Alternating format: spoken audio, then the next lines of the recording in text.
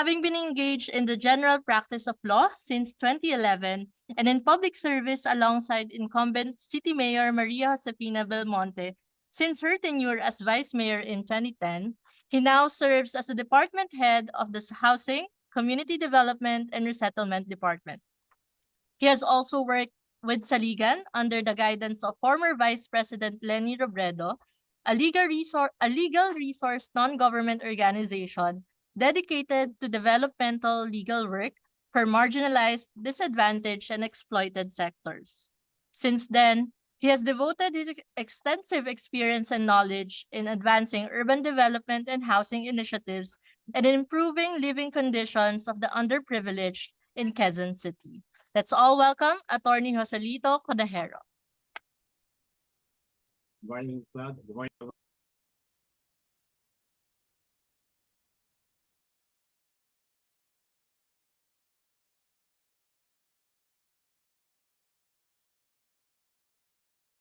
Hey. Morning, everyone. So I'm here to present to you the housing program and projects and programs of the Quezon City Local Government Unit. In my presentation, I will be presenting the magnitude of informal settler families of Quezon City, the brief history of housing programs of Quezon City, the Urban Affairs Office to Quezon City Housing Department, the housing structures, the Socialized Housing Fund, and other sources, the financing scheme in pre-pandemic housing program of the Quezon City government, and I will be presenting also to you the post-pandemic housing strategy or the current and future strategy of the Quezon City local government. Next slide, please. The land area being Quezon City being the biggest in Metro Manila, represent 25% of Metro Manila. Being the biggest, we have the most, also the population ranging from 3 million, the top population of 3,170,536. Being the biggest land area, which represent 25% of Metro Manila, we have also the most informal settler families. So we have 213,418 informal settler families as of December 2024. So with this data, 54,000 families living in danger areas, and out of that 54,000 families living in that danger areas, 13,000 are living in along waterways. Next slide, please. The brief history of creation of the Urban Affairs Office upgrading to the Housing, Community Development and Settlement Department. Before the creation of the Presidential Commission for the Urban Poor, the Quezon City already created the Urban Poor Affairs Office. So the project or the programs, the housing programs of the Quezon City government since 1986 or starting 1986 is more on community mortgage program, wherein the housing office focuses only on community organizing, being the mobilizer of the community mortgage program. And in 2012, it was upgraded to Housing, Community Development and Resettlement Department through City Ordinance number 2129, series of 2012.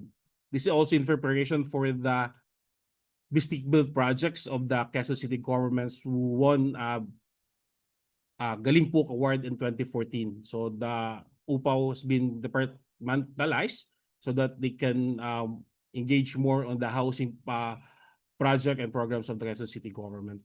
Next slide, please. For the housing structure, the Quezon City local government unit operating bodies for the housing program, we have the local housing board composed of representatives from people's organizations, non-governmental organizations, and governmental agencies. It was organized to formulate housing and resettlement-related policies. We have also infrastructure committee, the INFRACOM, created to direct and coordinate multi-department participation on community development, infrastructure projects, engineering, social services, planning and development, housing and resettlement. And our department, the Housing, Community Development and Resettlement Department, to anchor the local housing board in the implementation of the city's socialized housing program. And we have also now a design and build committee so that the implementation of our housing and other high impact infrastructure will be faster from the previous processes. Next slide, please. For our socialized housing fund, we have the socialized housing tax. It's an ordinance created SB 2095 series of 2011. This is a 5-year collection period, 2011 to 2016. A 0.5 tax on the assessed value of all lands in excess of 100,000 pesos.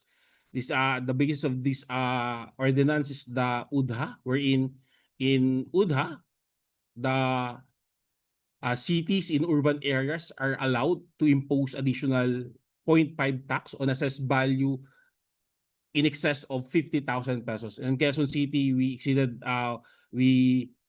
tinaasan ng Quezon City into 100,000 pesos na assessed value. So dito po sa socialized housing tax nakapag-accumulate ng mga pondo ang Quezon City to start the housing programs and projects of Quezon City government. And all funds from the Quezon City housing programs, including CMP, direct sale, socialized housing tax, idle land tax, are deposited into a special account designated exclusively for socialized housing purposes. So umiikot lang po, hindi po siya pwedeng gamitan sa any other purpose, kundi for housing lang para at least nakaka-recover po siya. So socialized housing special account account and ordinance SB 226 years of 2013. We have also idle land tax and collection from direct sale. This socialized housing tax have been questioned before the Supreme Court in 2014. The Supreme Court also issued a temporary restraining order in 2014, but in 2015, the Supreme Court already upheld the validity of this ordinance, and this test the validity po talaga ng UDHA natin that those urban areas na pwede kang mag-assess na additional tax para sa housing, to support your housing program. In Quezon City, we have also tax credit. In this ordinance, after the 5-year period collection, binabalik din ng city government yung mga binayad ng mga taxpayer na with assessed value in excess of 100,000 pesos. And for other sources, we have, next slide please. We are also coordinating, in close coordination with the Department of Human Settlement and Urban Development for the utilization of the balanced housing development. We already coordinated with Sec Aliling, and he already told Quezon City government of the amount being accumulated for Quezon City. So now we are providing lands to the DSUD for the development or for the construction of housing units using the accumulated escrow funds for of the balanced housing compliance by developers who build in Quezon City. Next slide, please. And for our financing schemes before the pre-pandemic housing programs, wherein Quezon City government is engaging in an ownership scheme. So we are partnering with Pag-ibig Fund, and we have also an in-house financing, and we have also partnered with Social Housing Finance Corporation for our HDH, or for HDH housing. Next slide, please.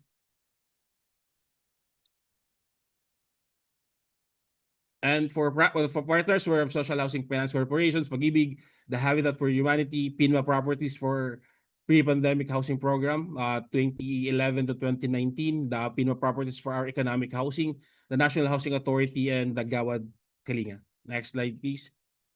And for the current Quezon City housing programs and projects, we have the Off-City Relocation in partnership with National Housing Authority, Direct Sale Land Acquisition. Ito po yung ipinalit namin sa Community Mortgage Program. And we have also Transition Housing. We have Rental Housing and Socialized Housing. And for PH housing program, or ginagawa din po namin, binibigyan din po namin itong pangalan na for PH housing into economic housing. Next slide, please. For our off-city relocation, the city coordinates with the National Housing Authority for the relocation of in-city beneficiaries living along waterways and danger areas to off-city resettlement sites. So it's located in Baras, Rizal, and North Sagaray, Bulacan. Medyo may challenge lang po tayo dito considering na we have DILG issued a memorandum circular wherein the sending and the receiving LGU must have a memorandum for the acceptance of our relocatees. So in Quezon City partnered, or we have an agreement with Municipality of Baras and Municipality of Norsagaray in Bulacan. And we have a total of 2,821 relocated Q citizens. Next slide, please. For our direct sale land acquisition involves negotiating with private landowners to purchase their respective properties, which are eventually awarded to on-site beneficiaries, offers security of land tenure. Ito po yung pinalit namin sa community mortgage program, na kung saan mas marami kaming na secure ng mga Q citizens for their land tenure, considering that they are living in that area for 30 to 40 years. So nung binili po, starting the term of Mayor Joy, we started this program. We already have 20,846 beneficiaries, and we have already purchased 78.9 hectares of land in Quezon City. Ito po yung located sa mga outskirts ng Quezon City, in Payatas, Bagong Silangan, Gulod, and Nagkaisang Nayon. Next slide, please. We have also a program for transition housing intended for families in immediate need, housing those affected by fire, flood, etc., and temporary dwelling. We have 144 existing transition housing, 32 in Barangay Bagong Silangan, and 112 in UP campus.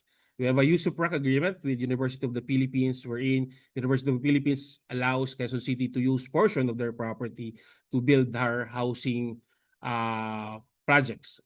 It is transition because it's in temporary purpose because of the limitations of the University of the Philippines to cede their property rights over their land. Next slide, please.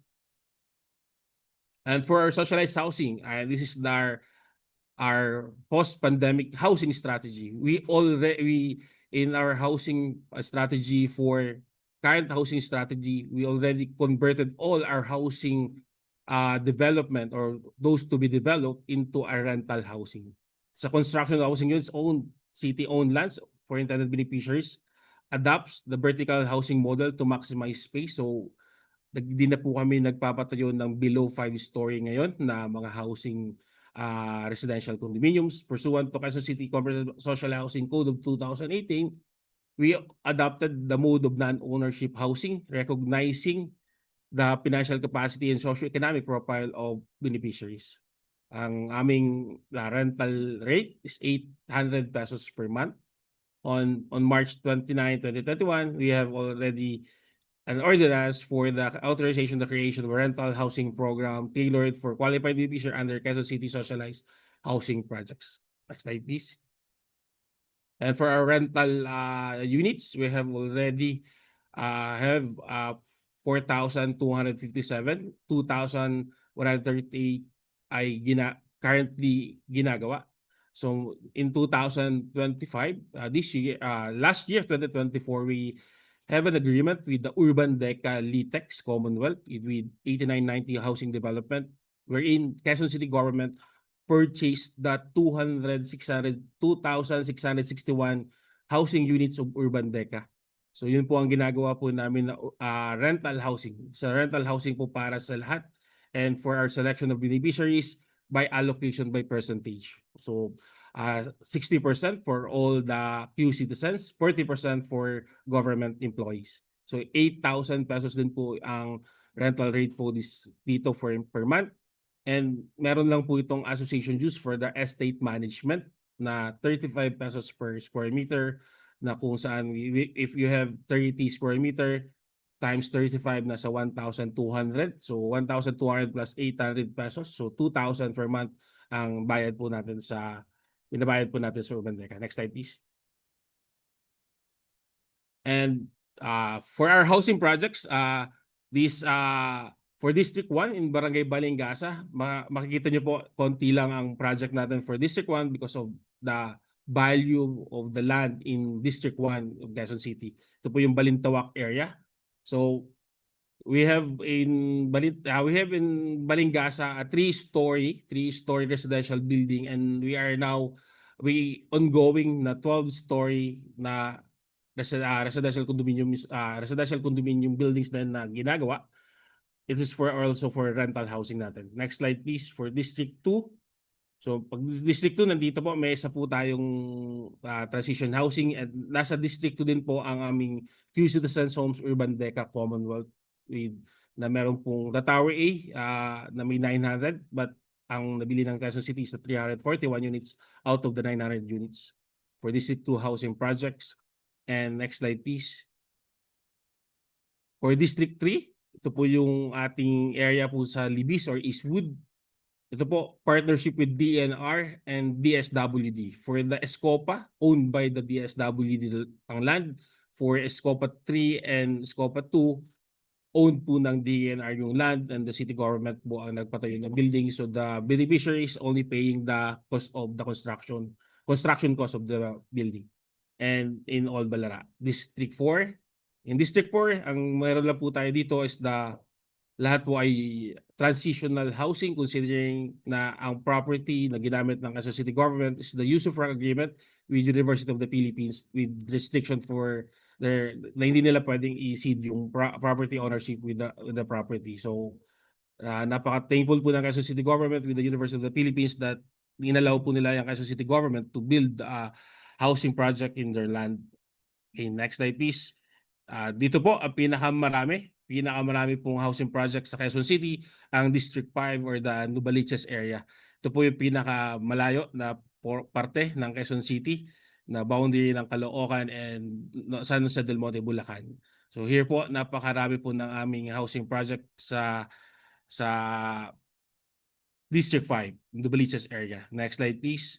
So for District 5, next slide please.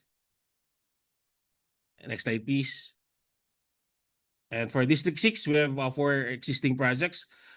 May 3-story po yung 3-story and 2-story, and may isa po kaming 5-story sa Barangay Baysa. The house, Q-Citizens Homes Baysa Community 1, Gen 5. Okay, next slide please. In summary, we have 35 housing projects in the whole districts of Quezon City, and 18 of which are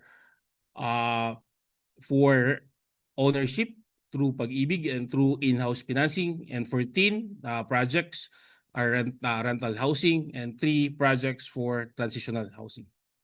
Next slide please. And for our 4PH housing, we have 1 project in Quezon City na existing na ginagawa na, but may ginagawa na din sa Batoda namin, pero ito po medyo ongoing na at mayroon na pong accomplishment. So they're in the area at nag-start na po sila ng construction. So in this 4PH housing or the economic housing for our salaried employees and salaried Q-Citizens, we are expecting from the developer 1,936 housing units. Next slide please. Is yung area lang po kung ano po yung area mismo sa Barangay Santa Monica, Novaliches, Quezon City, na ongoing yung paggawa ng 4PH po natin. We have also another project in Barangay Batasan Hills, the Batoda Tower or the Freedom Towers na nasa Batoda, na 4PH din po siya na ongoing dito sa Quezon City Government, Quezon City na for 4PH project. Next slide please.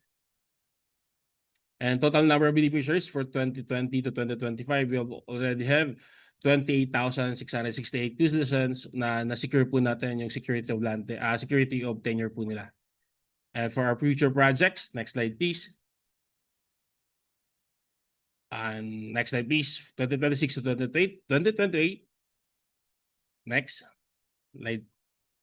Okay, for our direct sale, the city intends to purchase 23 properties in 2026, reinforcing its commitment to expedite the provision of secure housing tenure. Ito po talaga yung ito pong programa na to ang talagang tinatayuan ng Quezon City Government, na mas marami pong nasisecure ang security of land tenure because of this program. The direct sale, the land acquisition, it is a localized community mortgage program.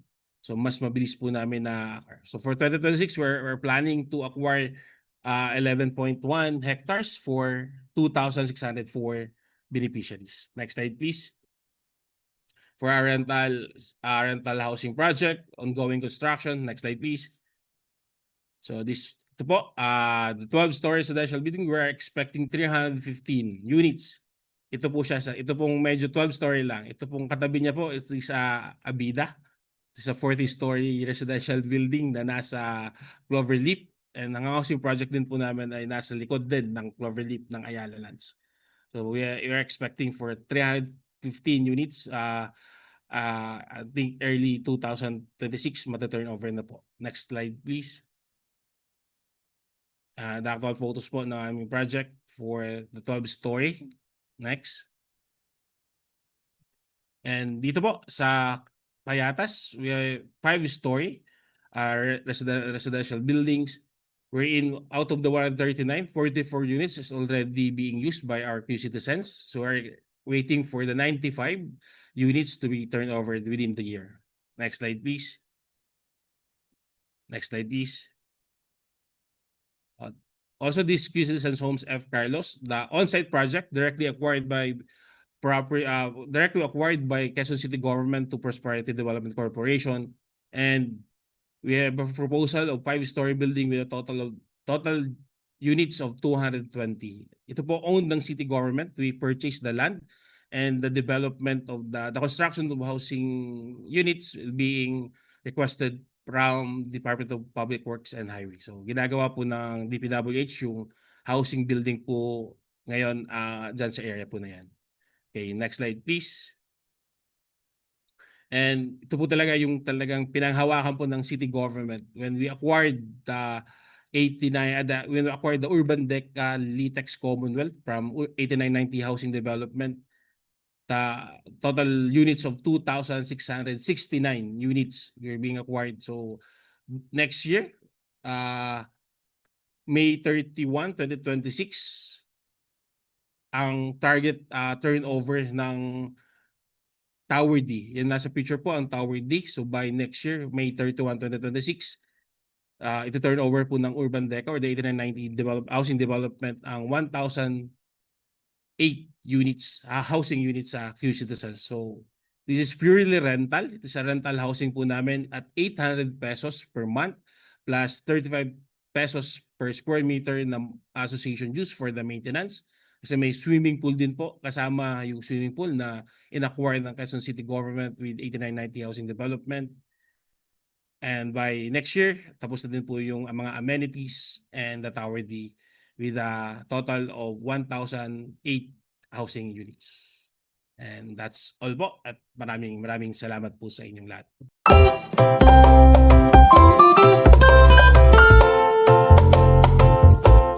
Prompt the city to mandatory evict those households. What considerable issues and concerns arises from this? Maybe anyone from our two speakers, Ma'am Panganiban or Attorney Conejero, can answer this question in relation to relocating the citizens in the city. In Quezon City, we don't have any mandatory eviction for households without court order. So ang mandatory demolition lang po na dito sa Quezon City once meron pong court order ang landowners. And if naman for infrastructure project, we see to it na meron po siyang relocation. So before the start sa mga issues po, before the start of the planning, we already identified kung ilan yung magnitude na maapektuhan ng project. So when the mandatory eviction will push through, we already have the relocation or a settlement site for those to be affected in Quezon City po. Okay.